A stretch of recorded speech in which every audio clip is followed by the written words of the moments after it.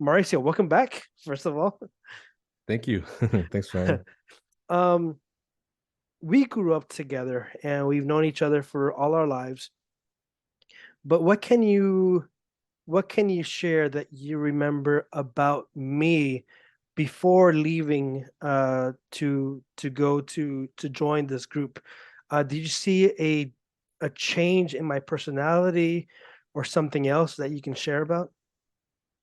Well, before you left, you know, you're I feel like you had a comedy style to your way. Like you always made people laugh. Like when we took you everywhere, you're always making people smile.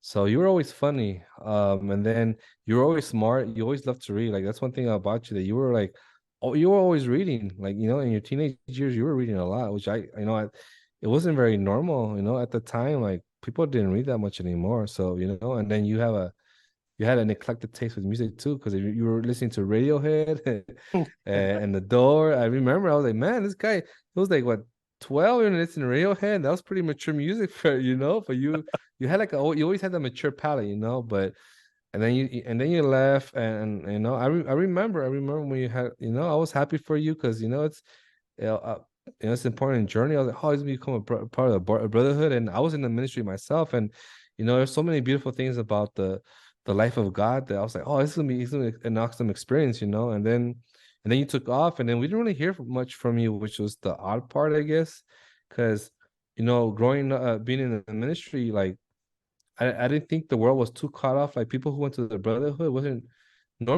too cut off. Like people who went to the seminaries, they still got in contact with the families, and I was like, well, we didn't hear from you much, and that was just the little odd part. But then when you came back, I felt like remember the movie Encino Man Was it with Encino Man or was it a yeah, Blast from the Past? no, but Encino Man with Pauly Shore, With Brendan and Fraser? so yeah, with Ben Fraser. So I feel like when you came back, it was like we kind of like we find you like you were frozen in time, right? And you came back, and it's because they had I don't know you cut ties with everything with that was family life and what had happened. So when you came back, it's like you want to like kind of get like an update like on where's everything at, because you had basically been gone for so long, and I feel like a lot of you was just like trying to reconnect, and a lot of relationships that we had built before that had already passed on, and you'd be, oh, so where's so and so and where's so and so. And so for me in that part was kind of sad because unfortunately they didn't let you at least stay connected, like write letters to people, or I don't know, just stay connected to people that you had relationships with. You missed out on a lot, and so you came and was just like trying to play catch up, and just trying to tell you how, oh, so, where so and so is now, and what had happened and where everybody's at. But especially in the beginning, you were, I guess, a little bit more fragile, if that's the right word. Just more like you're definitely not you were always very outgoing at first. You never had a problem. You were not a shy kid. You like talking to people, making them. And when you came back, it was like you're a little bit more timid, more like quiet, and it took you a while. I mean, like now, like you're back to like the same person. Like you're outgoing, and like you honestly, I wish I had some of your characteristics where you just like confidence, were like, hey, what's up? And because I've always been more shy, so I feel like it's taking you a couple of years to kind of like come back to yourself and finding yourself, finding your way again. But I'm glad that you have. I know that it probably was a traumatic thing you went through, and it wasn't easy.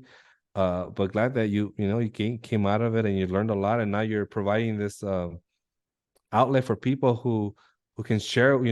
There's people going through it now, like you said. I listened to your episodes, and like you're really not aware of what's going on. If you don't look for this information, people are really are ignorant to what's going out there in the world, and so many subjects, right? Not just cults, but like the sex trafficking that you were talking about a couple of weeks ago.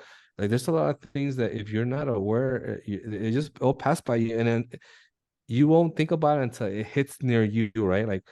Like when something gets kidnapped, you never think it's gonna happen to you until it does, or until it happens to somebody that you know, and then you start thinking about, oh, wait a minute, this world is not as beautiful and happy as you always think. dark, there's dark moments to this world, so it's like it's good that you're providing this outlet, and just where people can just learn from your experience, and you can learn from them too.